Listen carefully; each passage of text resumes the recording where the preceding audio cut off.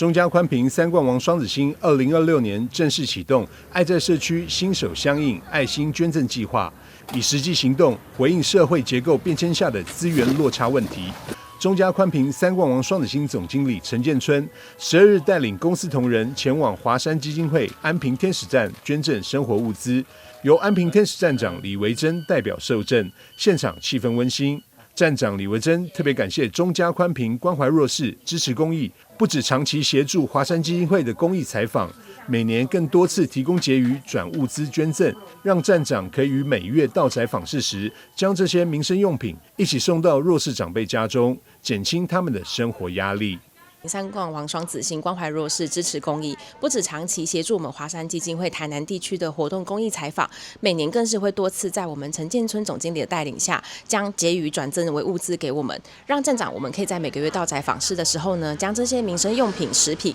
一起送到弱势的长辈家中，那减轻他们的生活压力。那我们也邀请更多有意愿的山市朋友，欢迎加入我们的行列，一起爱老人。这次捐赠的物资有纸尿布、清洁用品、芝麻燕麦饮、面条等生活必需品。中嘉宽屏三冠王双子星总经理陈建春表示，企业深耕地方多年，持续关注社区长辈与弱势族群需求。这次捐赠也希望能补足长辈日常生活所需，减轻照护压力，让爱心真正落实到社区角落。中嘉宽屏三冠王双子星在岁末年终的时候呢，我们也捐了一批物资，那给我们的华山基金会。那希望透过华山基金会的力量呢，提供给我们需要协助的这些长辈们，那让他们可以过一个好年。另外呢，我们中嘉宽屏三冠王跟双子星有线电视在今年度呢，同样也提供给我们低收入户，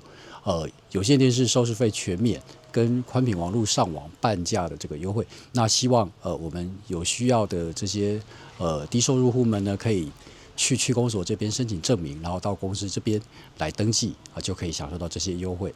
华山基金会长期服务独居长辈，提供关怀访视与生活协助，对于企业挹注资源表达高度肯定。中嘉强调，未来将持续推动公益行动，建立长期务实参与模式，串联更多善的力量，让社区更加温暖，也展现企业善尽社会责任的具体行动力。